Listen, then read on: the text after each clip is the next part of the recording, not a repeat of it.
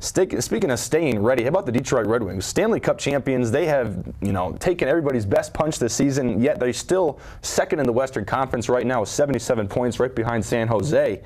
They had 11 goals this past weekend, scored an 8-3 victory over Edmonton on a Saturday matinee. Does this team look like they can repeat as Stanley Cup champions right now?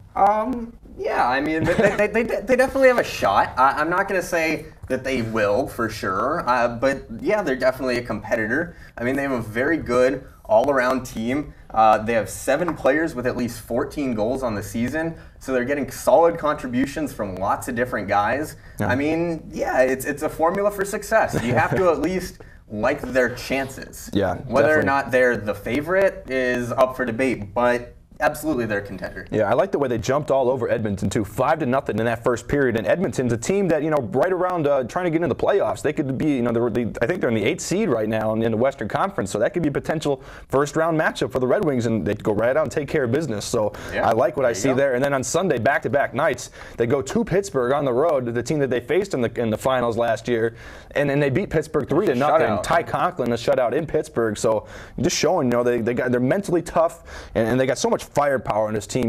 Martin Hossa, Marian Hossa, 30 goals. Pavel Datsyuk, 65 points. And you got other guys. The young guys are stepping in. I remember a couple years ago when the team wasn't, when they were losing to Edmonton in the first and second round in the playoffs, they had these young guys. Now the young guys are here. Yuri Hudler has 43 points, 17 goals for good old Yuri Hudler. And then you got guys like, Kronwall's 31 points and Valtteri Filippola. Lots of young talent to mix with the veterans, and then mix in some solid goaltending. Didn't even mention Chris Osgood, who's just been pretty much chilling the whole season. He's gonna be nice and healthy for the playoffs. So looking good. Yeah. Good things. Hockey Town will be rocking. The Red Wings doing good things on the ice. There's a lot of good things happening right here in Ann Arbor, though, with some of these sports that don't get as much love. Cichon. Let's give them some love. We got to give them some love here. Valentine's Day is this weekend, so make sure you're loving your. We got Michigan men's track. We have a runner running under a 4-minute mile. That's big. Really impressive.